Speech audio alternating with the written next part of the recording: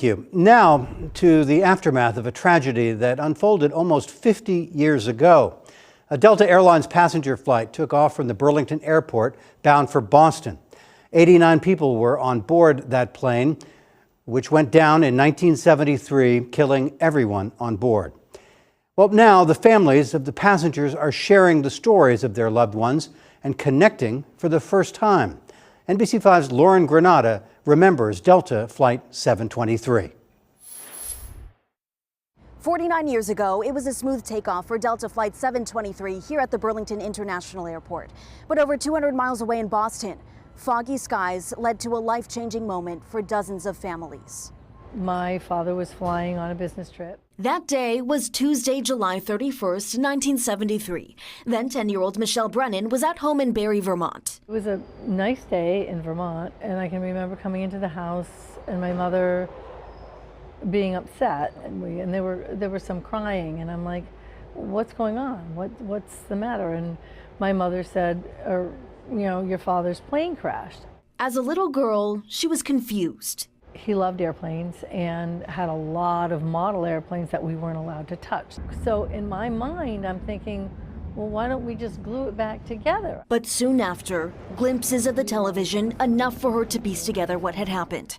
Her father, Michael Longchamp, was on Delta Flight 723, which left from Burlington and made a stop in Manchester, New Hampshire before arriving in Boston. But as the plane descended through low clouds and fog, it traveled below the glide path and crashed when it hit a seawall. We can stop for a minute. For Michelle, the days and years following the crash. I go to Barre, where my parents were from, and thinking, well, maybe he isn't really gone. Maybe he just, disappeared. Almost like you never had that closure. Exactly. Of seeing him that last time. Exactly. In 2021, an old red folder began her journey to closure. After the accident, my mother was told to write stuff down. Inside that red folder, her mother's words revealing how hollow life was after the crash. How my life has changed since that horrible day of July 31st when I lost Mike.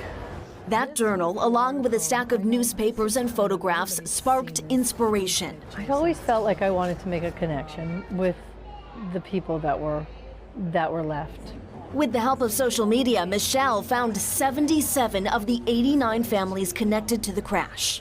It's like we were at the same place at the same time. Among the 77, it's important to remember what happened and what led us to where we are now.